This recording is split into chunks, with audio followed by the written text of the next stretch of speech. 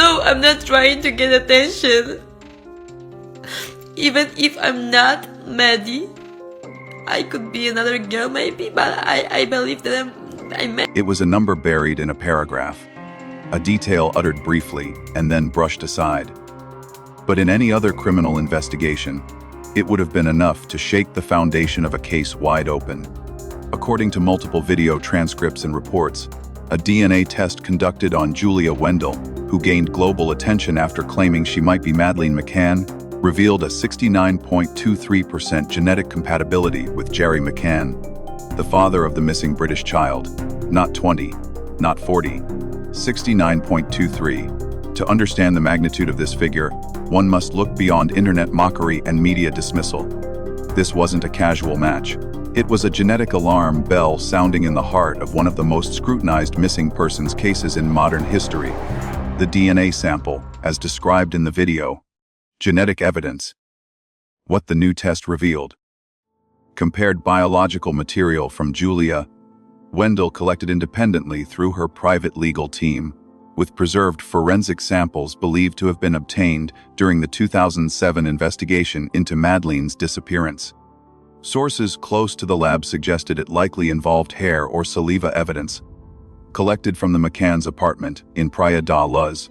The genetic analysis focused primarily on STR loci, a standardized set of DNA markers used globally in forensic identification. These STRs are highly variable among unrelated individuals, but display patterns of similarity in close blood relations. While not a direct paternity test, the result highlighted a compelling overlap between Julia and Jerry McCann's genetic signatures. Specifically, the number pointed toward a possible familial connection through the paternal line. But this is where science collided with silence. In any standard criminal investigation, whether in Germany, the UK, or the United States, a 69.23% compatibility rate between a missing child and an individual claiming to be that child would typically trigger a secondary verification process, possibly involving mitochondrial DNA, SNPs, or direct family comparison. As the video narrator explained, the data would not confirm paternity. But in a criminal investigation context, this compatibility would definitely trigger a deeper inquiry. In fact, global law enforcement guidelines often treat genetic matches above 60% as highly significant, especially in cases involving long-term abductions or identity fraud. Rates between 20% to 30% can hint at distant familial ties. Anything beyond 60% merits formal cross-checking with direct relatives or criminal record databases. So, what happened here? Nothing. No press release. No family statement. No law enforcement update. No response whatsoever. Julia Wendell's team received the result, and the world turned away. As one commentator noted, no public statements, no legal challenge, no forensic rebuttal. Just silence. It wasn't denial. It was refusal, a refusal to engage with the possibility, no matter how uncomfortable or destabilizing it might be. This silence became a theme, repeated across investigative videos, whispered by journalists off record, and quietly acknowledged by online observers who were paying attention. As one narrator poignantly stated, there was no denial. Just a refusal to let the conversation happen. Behind that refusal may lie more than fear. According to sources cited in the video, an anonymous forensic genetics expert, identified only as Dr. Johansson, reviewed the data and stated, there were statistical similarities compatible with members of the paternal lineage of the McCann family.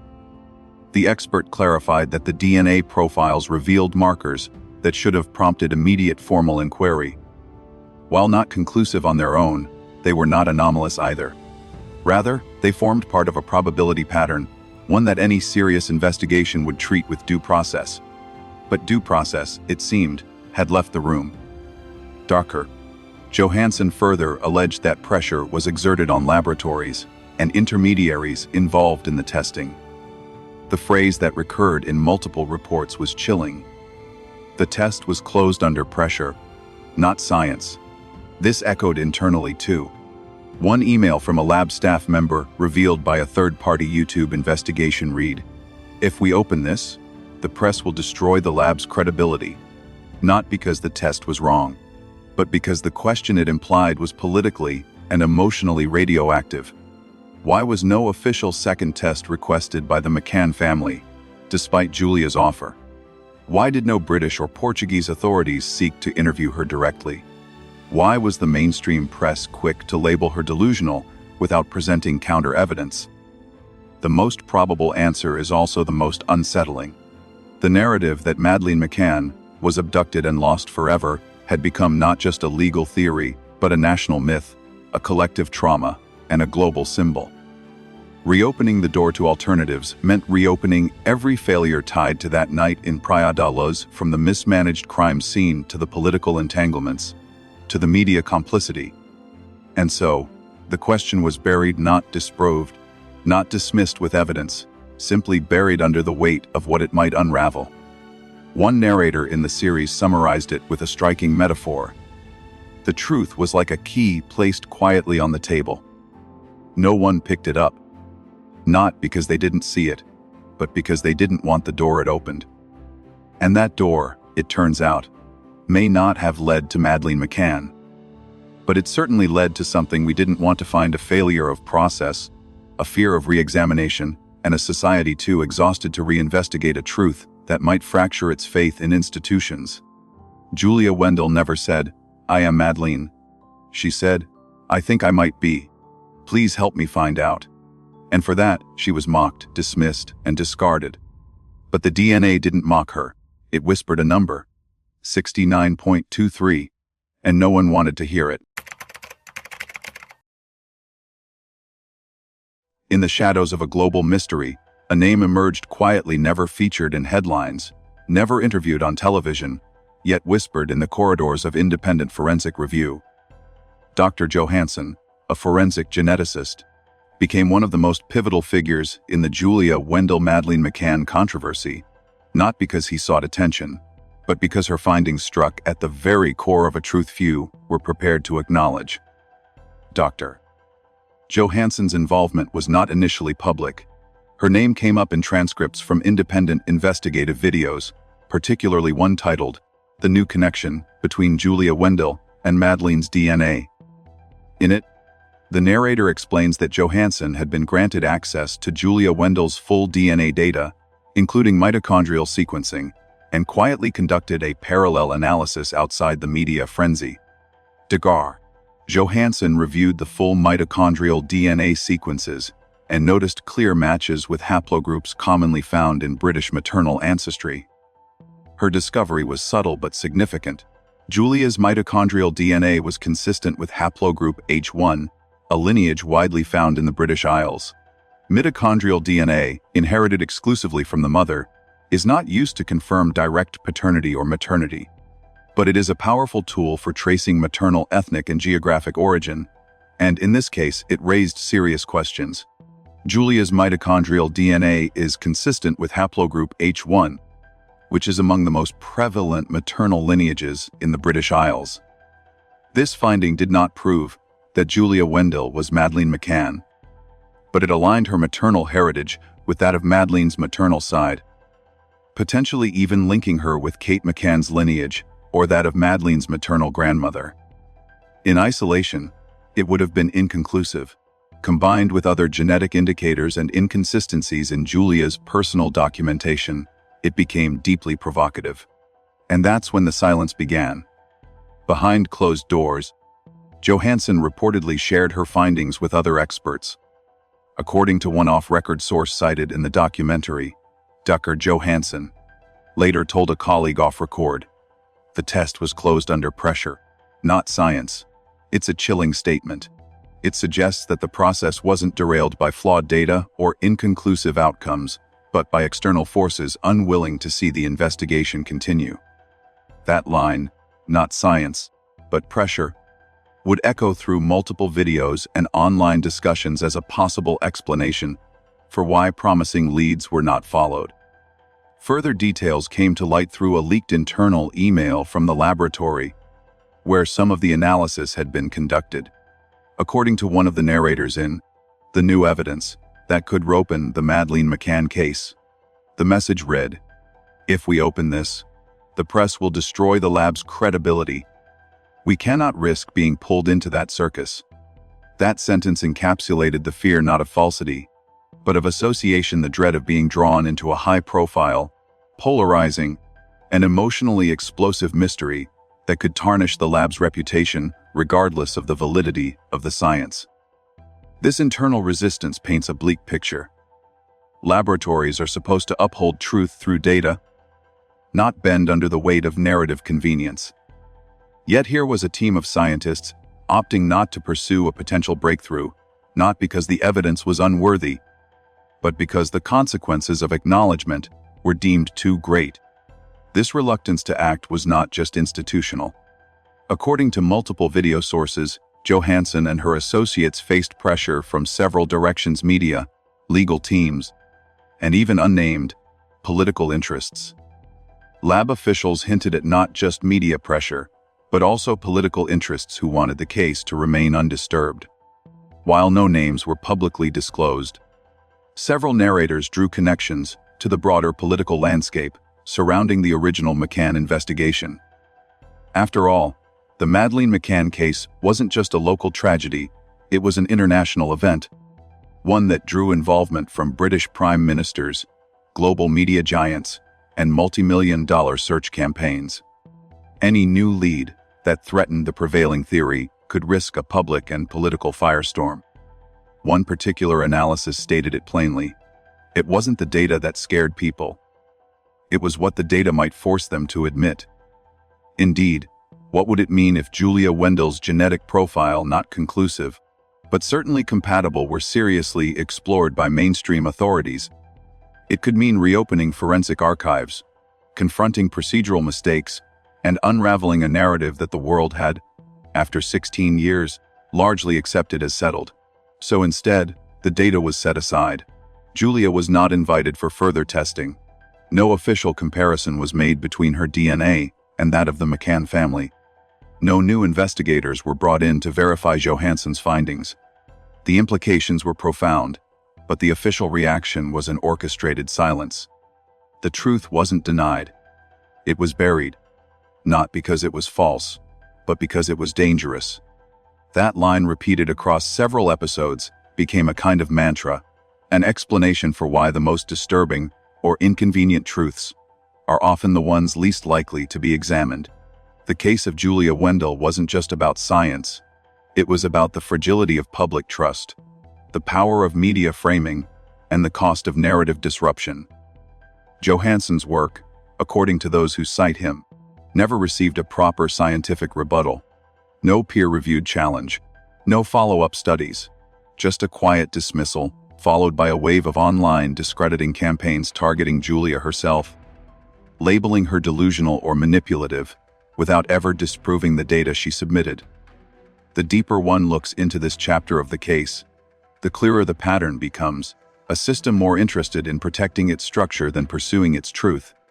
Laboratories retreating from uncomfortable conclusions. Journalists refusing to touch dangerous leads. Investigators declining to compare DNA samples that were volunteered freely. In this silence, the message becomes deafening. Johansson's warning that pressure, not science, dictated the outcome reminds us that truth-seeking is not always about what is known, but about what is allowed to be known. And Julia Wendell, regardless of who she is or isn't, became a symbol of that deeper dilemma. A young woman lost in her own identity, offering her DNA, her memories, her vulnerability, and receiving silence in return. A geneticist who found echoes of British maternal lines in her cells and was told to stop asking questions. A laboratory that feared credibility more than it valued clarity. And a public, perhaps too tired, too cynical, or too frightened to ask what might happen if the results had been allowed to speak.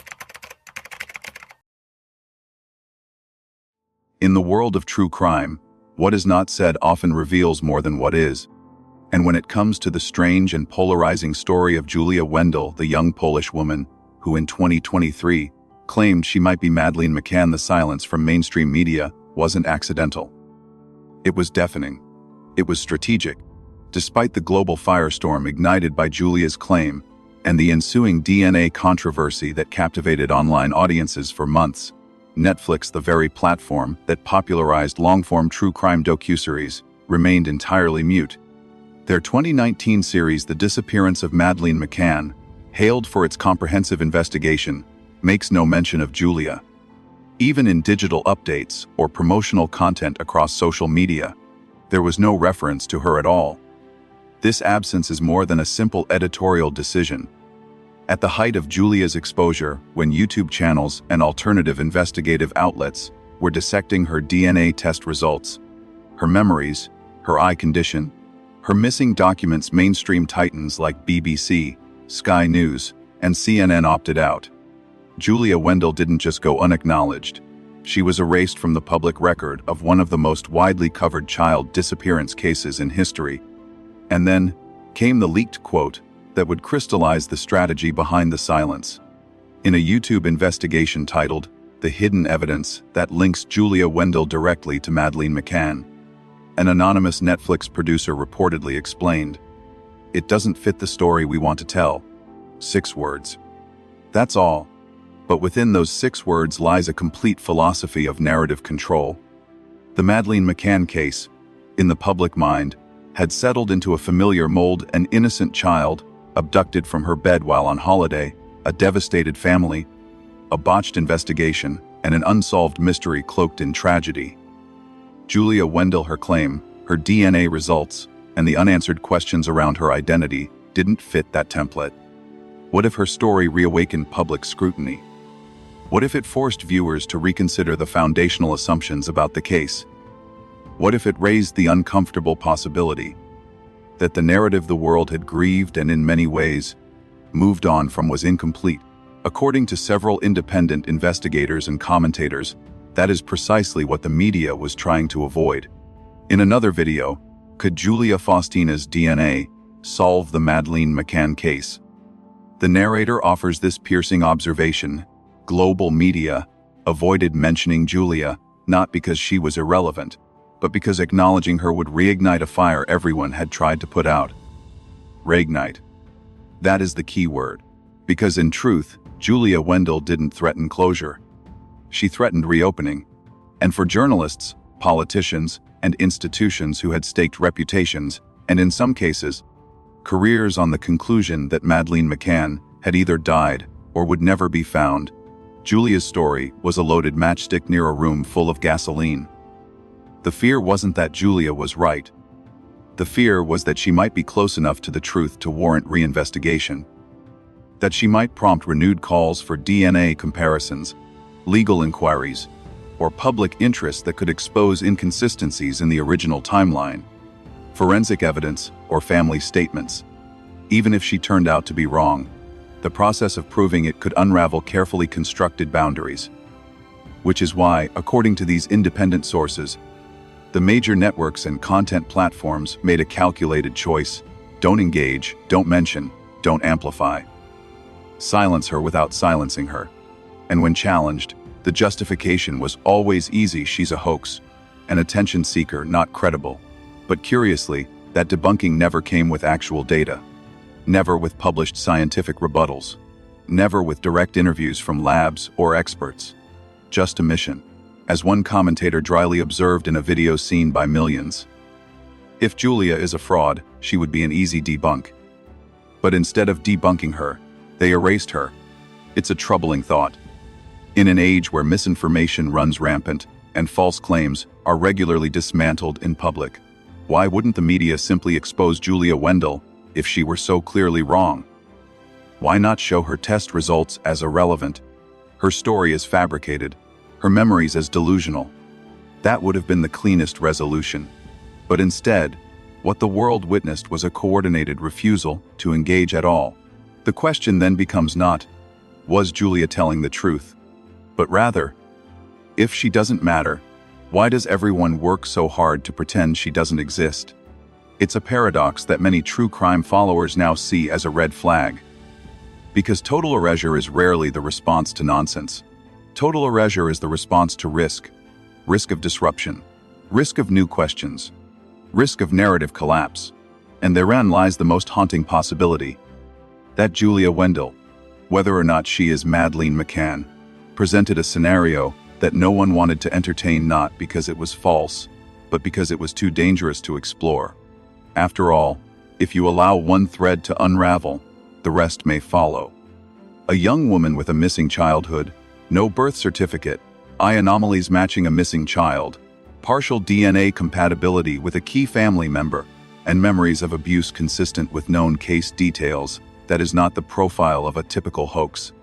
That is the profile of someone who at least deserves serious scrutiny. Instead, the response was erasure. Netflix declined to comment. BBC focused on other angles. The McCann family issued no public statement. The police remained silent. And in that silence, the message was clear: this was not a story they wanted the public to hear.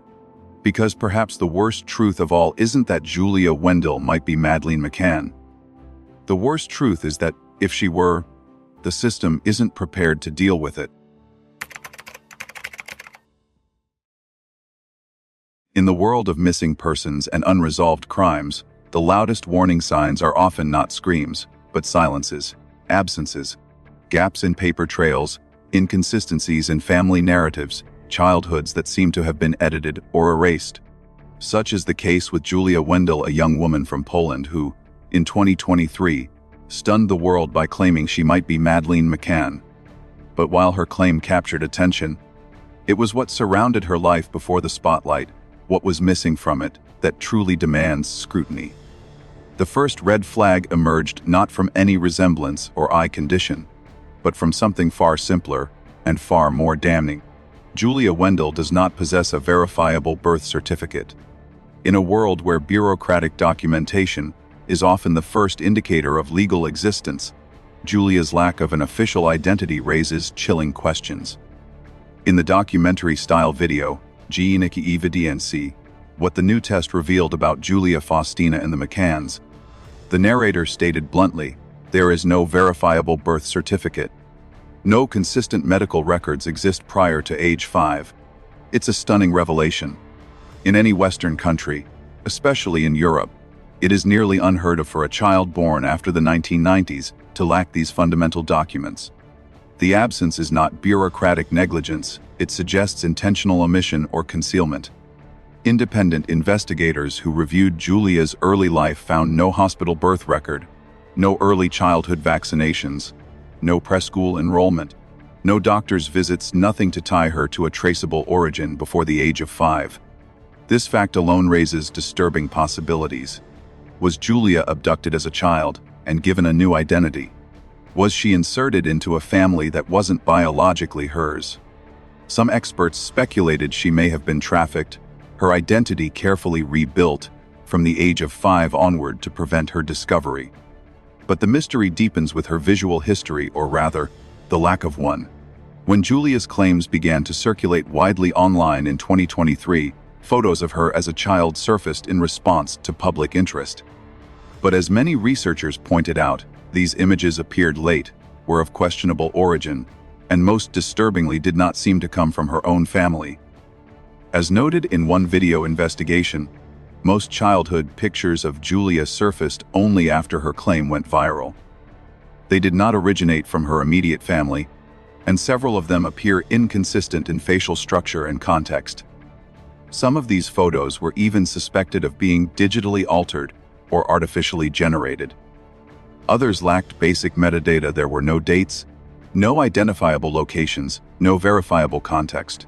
The girl in the photos looked vaguely like Julia, but not always exactly like her, and the people around her, often strangers. No parents, no grandparents, no names, no stories. Just vague snapshots of a girl with no clear past. In many cases, childhood photographs act as evidence of continuity, a timeline of growth, of belonging, of a life lived in one place or within one family.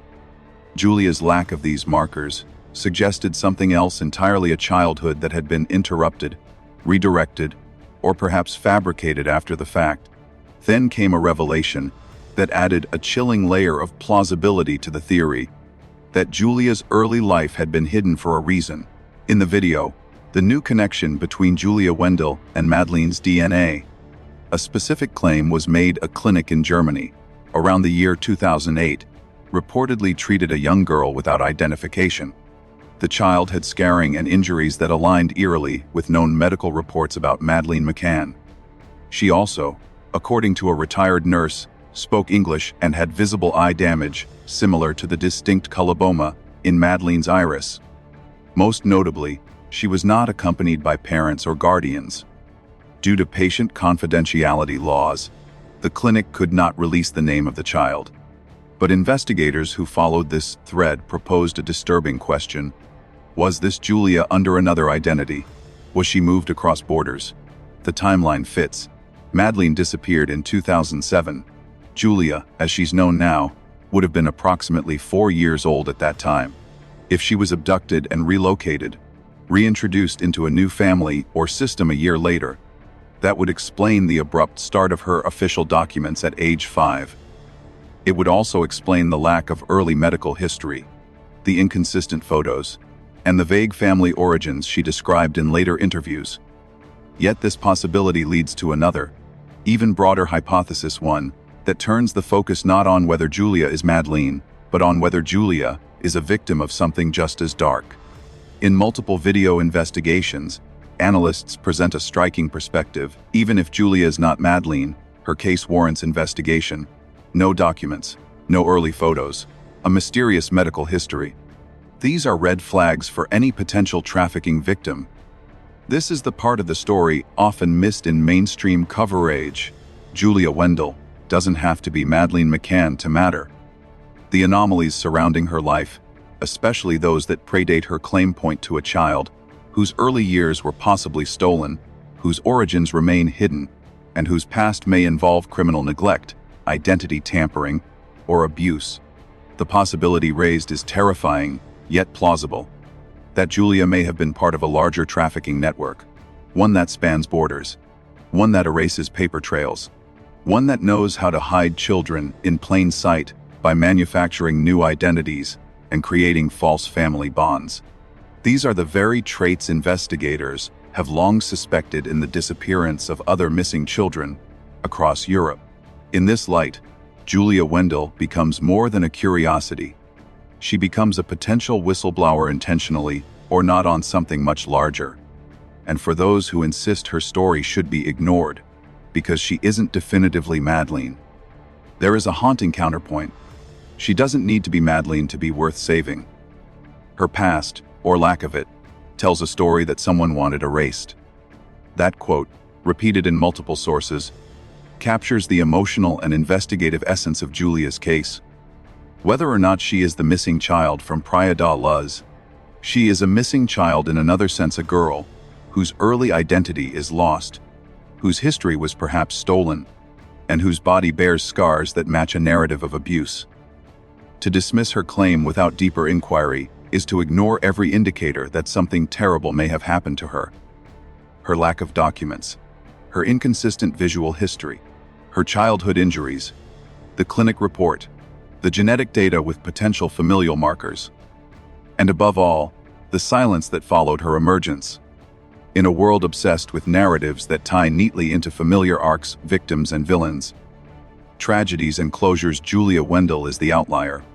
She is the question no one wanted to ask, and possibly the answer no one is prepared to hear.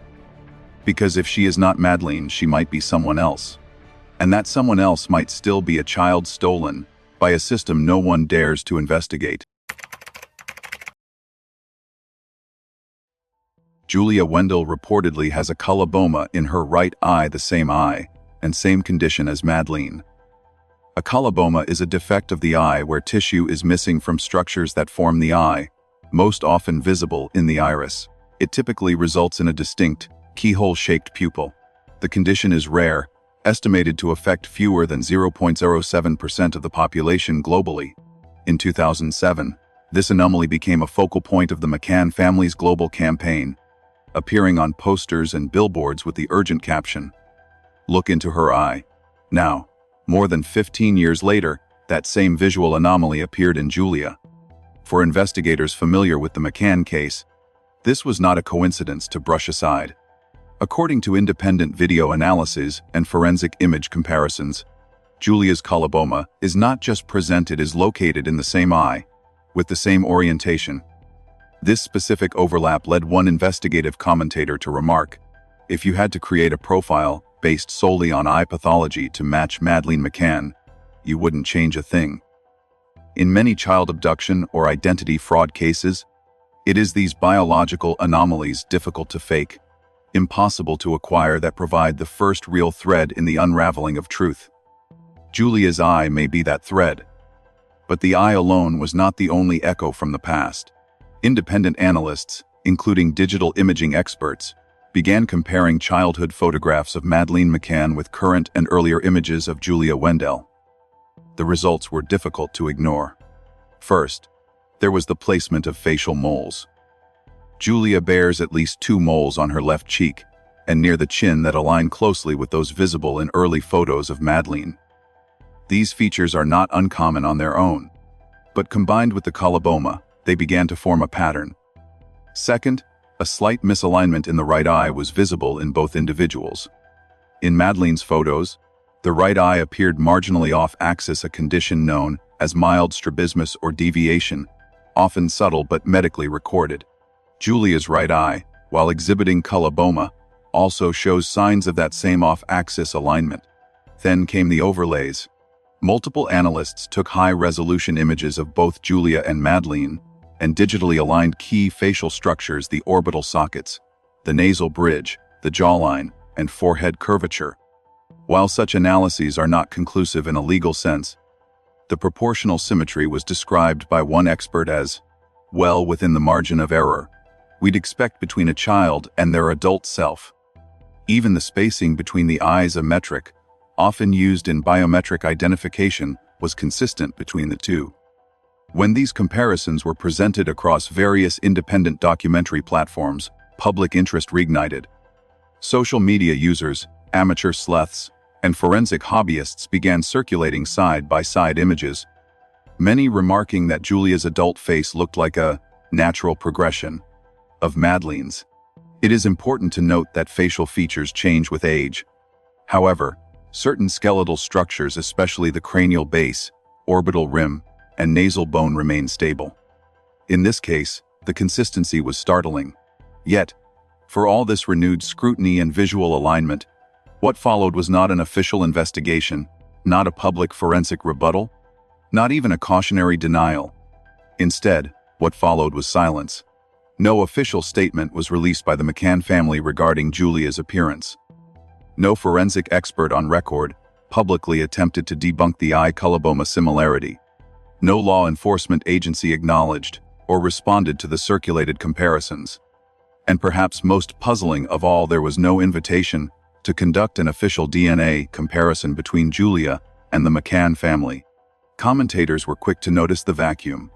In a landscape where any sensational claim typically generates swift responses, whether to validate or disprove this total lack of engagement was seen by some as strategic. One investigative video put it succinctly: they didn't ignore her because it was nonsense. They ignored her because they didn't want to answer the questions it raised. The public was left to interpret this silence on their own terms. Was it an act of protection, shielding the McCann family from further emotional trauma? Or was it, as some suggest, a calculated decision to prevent the unraveling of an old narrative that had already settled into collective memory?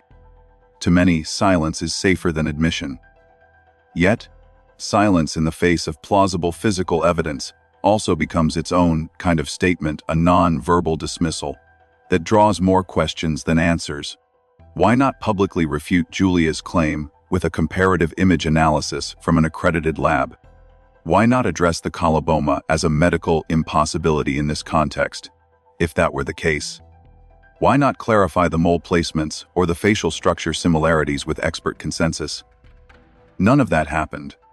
Instead, Julia was left in the gray zone, neither confirmed nor debunked. For those watching closely, this became more suspicious than the claim itself. One forensic commentator offered a chilling summary: "You don't erase someone from the narrative unless you're afraid their presence might shift it. Julia Wendell may not be Madeleine McCann, but the features she carries, the rare coloboma, the mole patterns, the cranial proportions, make her a candidate for at least formal inquiry." In the realm of forensic science, the goal is not to speculate, but to compare, test, and verify. That process has yet to happen. And that absence, more than anything, leaves the case unresolved not because of what is known, but because of what has been left unexplored. In the end, the face may forget, but the eyes remember.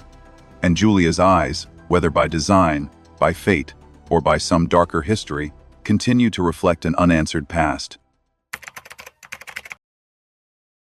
In the chaotic digital landscape of 2023, few stories spread faster or more explosively than that of Julia Wendell. But what began as a controversial claim quickly transformed into something else, a global spectacle. Fed not by forensic science or judicial inquiry, but by memes, mockery, and the viral churn of social media.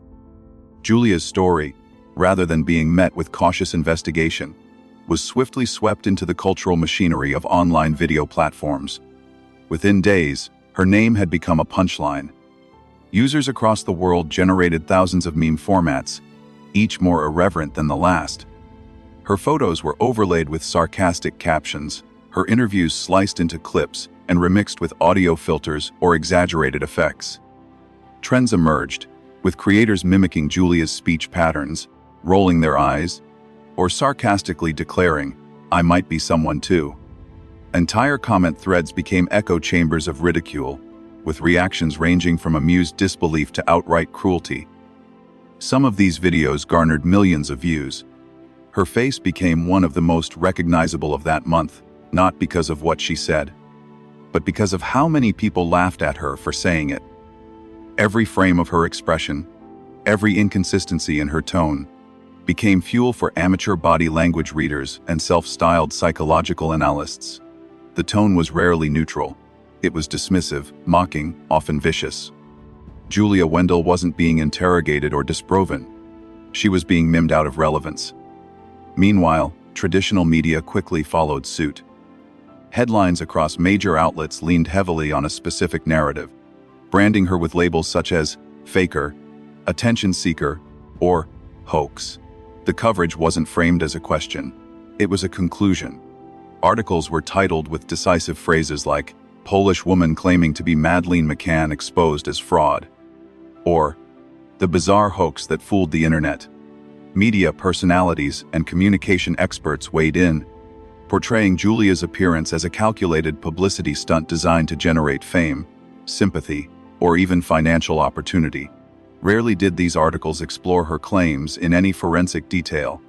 Instead, they reduced her story to a caricature, a young woman seeking 15 minutes of infamy in an attention-starved world. Yet, beneath the layers of ridicule, an unsettling truth remained. Despite the volume of mockery and the strength of the public reaction, no one, neither law enforcement, forensic laboratories, nor the McCann family themselves, produced verifiable evidence disproving Julia's claims. There was no published birth certificate confirming her legal identity. There was no official statement from investigators dismissing a genetic link. No court ruling branded her a fraud. The rejection of her narrative came not from science, but from sentiment. The world had decided she was lying, not because it had proven so, but because it preferred to believe it. This discrepancy lies at the heart of the larger social phenomenon surrounding Julia Wendell. Her treatment by the public was not simply about skepticism. It was about discomfort. Psychologists and media theorists analyzing the digital aftermath of her claim noted that the hostility directed at her followed a familiar pattern. What society cannot explain, it mocks. What it fears might be true, it discredits without trial. Julia didn't just present an unverified story, she threatened to unravel a narrative that millions had quietly accepted and stored away. Since 2007, the Madeleine McCann case has been mythologized in modern consciousness. A tragic event with no conclusion, it became a symbol of parental loss, media frenzy, and investigative failure. For many, Madeleine's presumed death allowed closure. Julia's sudden emergence, and the suggestion that perhaps the story was not over, reopened an emotional wound the world had spent years learning to live with. Her face, eerily similar to the missing child's, her claims, her hazy memories, her partial DNA matches, They didn't just challenge the official narrative. They disturbed the emotional equilibrium that people had spent more than a decade constructing. This reaction, experts explain, is a textbook case of cognitive dissonance avoidance, the human tendency to reject or ignore new information when it conflicts with deeply held beliefs. Accepting Julia's possibility, even hypothetically, would require re-engaging with questions the world had long buried. It would mean re-examining the decisions of investigators, the statements of family members, and the conclusions of forensic specialists. It would mean admitting that perhaps closure was not truth but convenience. Instead, what Julia received was not a trial, but a cancellation. She became the target of what is now recognized as cancel culture, a collective reflex to isolate, shame, and erase individuals who disturb the prevailing emotional order. In Julia's case, her crime was not proven deception, but narrative disruption. She became a threat not because she lied, but because she dared to suggest that the truth was still in play. This phenomenon raises haunting questions. What happens to a society that refuses to test its own assumptions? What does it mean when laughter is used not as a coping mechanism, but as a weapon to silence the inconvenient? And most unsettling of all, what if Julia Wendell wasn't entirely wrong? Because even if she is not Madeleine McCann, Julia's story of a missing past, of documents that don't add up, of childhood medical gaps, and eerie resemblances still fits the profile of someone who deserves to be heard, not humiliated. Yet the world's first instinct was not compassion, but condemnation. As one commentator noted in a viral reflection video, she doesn't have to be Madeleine to deserve investigation. She just has to be someone. And maybe that's what makes the ridicule so painful to watch. Not because she was right, but because we never gave ourselves the chance to find out. The final DNA results provided one answer, yet left far more haunting questions. Following months of speculation, independent investigations, public fascination, and viral attention, a full DNA profile comparison was conducted. The conclusion was clear: Julia Wendell is not Madeleine McCann. Genetic testing, which compared her DNA to that of the McCann family or reference samples held by relevant authorities, revealed no biological link whatsoever. This finding was released after extensive testing that included the examination of both nuclear and mitochondrial DNA, analyzed against the known genetic markers of Madeleine's lineage. For many observers, this was expected. For others, it was a bitter end to a hopeful lead. But for Julia herself, it was not closure, it was a descent into deeper uncertainty. Instead of returning Julia to a known origin, the DNA results confirmed something far more unsettling. She belonged nowhere. Rather than revealing a hidden connection to a famous missing child, the test results stripped away the only fragile theory she had for her identity. She was not Madeleine. But she was not anyone else either. With no verified birth certificate, no national ID, and no credible documents establishing her early life, Julia remained trapped in a liminal state, what several commentators have termed a blank identity. The woman, who had been accused of chasing fame through an outrageous claim, now stood exposed not as a fraud, but as someone without an origin, without a home, and without a legal past.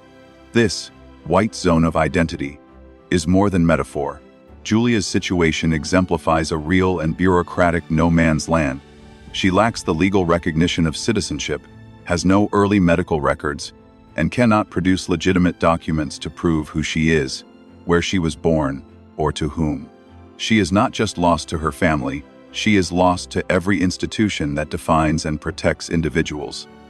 Being proven not to be Madeleine McCann didn't restore a forgotten life. It simply confirmed that the life she had been living might never have had a stable beginning. Public records, birth registries, national insurance files, school enrollments, medical vaccinations, these are the paper trails most of us never think twice about. They anchor us in society. For Julia, these trails vanish before the age of 5. According to multiple investigative sources, there is no verifiable record of her early childhood. No confirmed guardians, no consistent narrative, only gaps. Julia herself stated that her documents were either forged, missing, or contradicted by the people around her.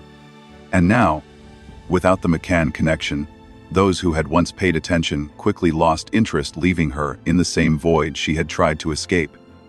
Even more devastating is the psychological toll. In interviews and videos, Julia has repeatedly asked a simple yet painful question: who am I? It's a question that most people never have to ask. Identity, for most, is inherited, given at birth, shaped by family, confirmed by paperwork. For Julia, it is a puzzle with no edges. No institution has stepped forward to protect her rights. No government has issued a statement clarifying her status. No family has claimed her. Her existence is, in legal terms, a loose end. A line from a documentary video covering her case captured this haunting paradox with poetic accuracy. She is not the missing girl, but she is a girl who has been missing all her life. The phrase distills the tragedy with elegance and empathy. Julia is not Madeleine McCann, the child the world wept for, but she embodies another kind of disappearance. Not one of a body, but of identity, protection, memory, and belonging. Her story forces a reckoning not with crime, but with the fragility of personhood itself. What happens when someone is erased not through violence or kidnapping, but through the failure of systems to document, validate, and care? This revelation repositions Julia not as a liar or hoaxer, but as a victim of systemic neglect. Even if her claim was mistaken, it was not without pain. In fact, it may have been the only tool she had left to break the silence surrounding her own existence. And once the world determined she was not Madeleine, it stopped listening. But Julia's journey shouldn't end at a negative test result. The real question is not whether she is Madeleine McCann, but whether she deserves the dignity of knowing who she truly is. That question has not been answered. It remains suspended in the silence that followed the headlines. If anything, her case reveals a deeper truth about society's approach to identity and legitimacy. We celebrate those who are found, but we rarely ask what happens to those who are never claimed. Julia may not be the missing girl, but she is a missing girl, missing from family, from memory, from history, and now, tragically, from public concern. Her existence poses uncomfortable questions. How many others like her exist in the world? How many people are living under false identities? Or worse, with no identity at all? How many individuals disappear not with screams, but with silence, not with violence, but with paperwork gone missing? In the end, Julia Wendell is not a hoax, nor a fraud, nor a story with a clear ending. She is a living mystery, one that demands compassion rather than ridicule, and inquiry rather than dismissal. Whether or not the public ever revisits her case, one truth remains: she is not Madeleine McCann, but she is someone, and that someone deserves to be found. Maybe this story wasn't about a girl who went missing. It was about a world that lost the courage to ask the right questions.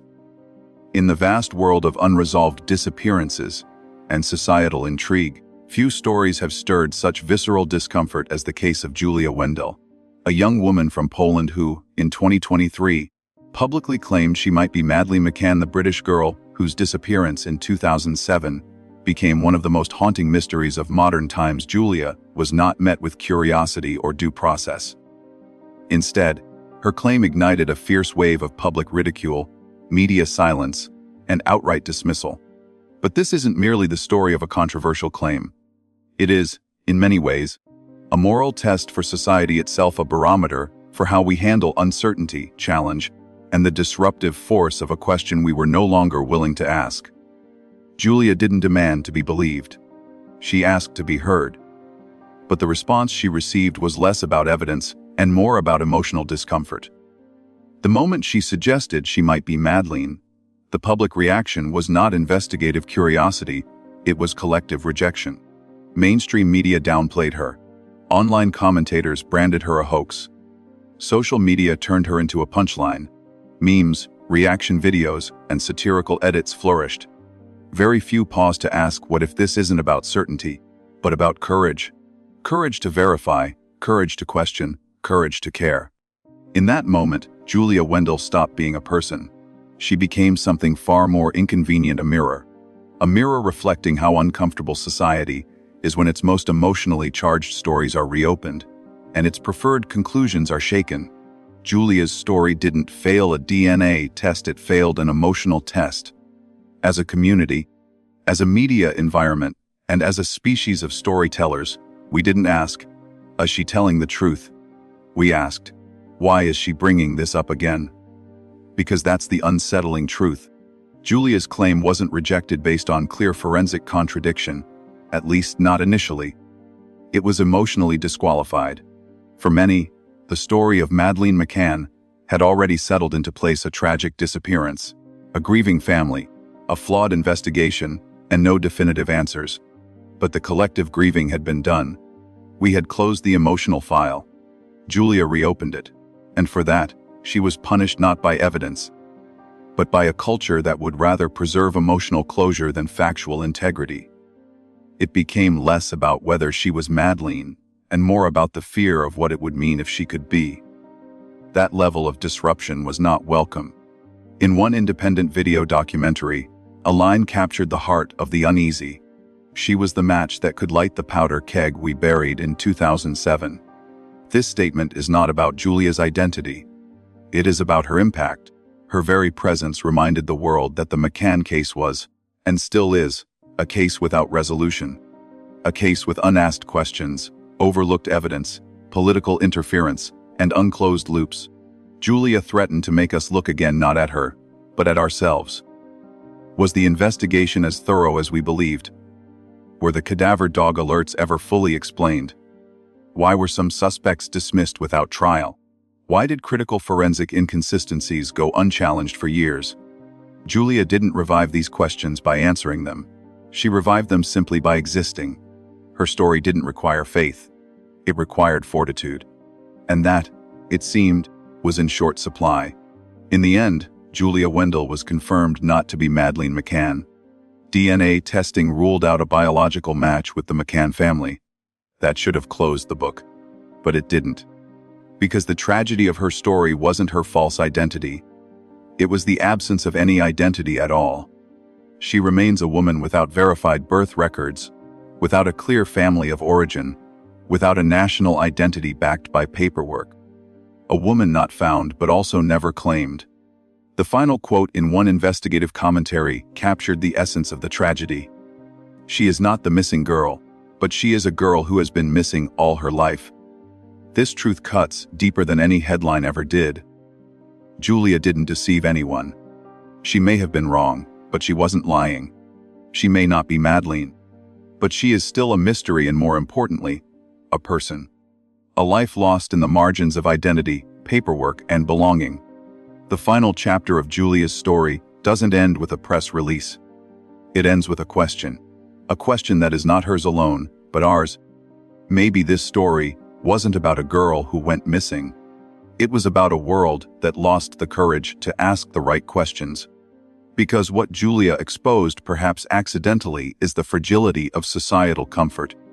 The speed with which we reject disruption. The readiness to laugh instead of listen. The silence of institutions when challenged by messy truths. We live in an age of data, but what we lack is moral bandwidth, the capacity to hold complexity without collapsing it into a meme or a hot take. Julia Wendell may not have been the answer, but her presence was a provocation. She gave us the opportunity to examine how we handle uncertainty, how we treat the vulnerable, and how far we are willing to go when the truth doesn't fit the story we already love.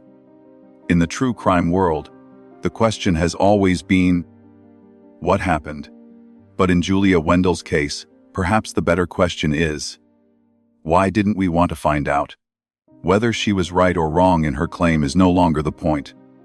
The real revelation lies in how we responded, and what that says about the stories we choose to tell or bury. In the aftermath of Julia Wendell's viral claim that she might be Madeleine McCann, society was thrust into a moral crossroads. What followed wasn't just a debate over genetic results or identity. It became a reflection of our values, biases, and limitations. Through this story, we witnessed a profound tension between truth-seeking and truth denial, between individual humanity and collective judgment.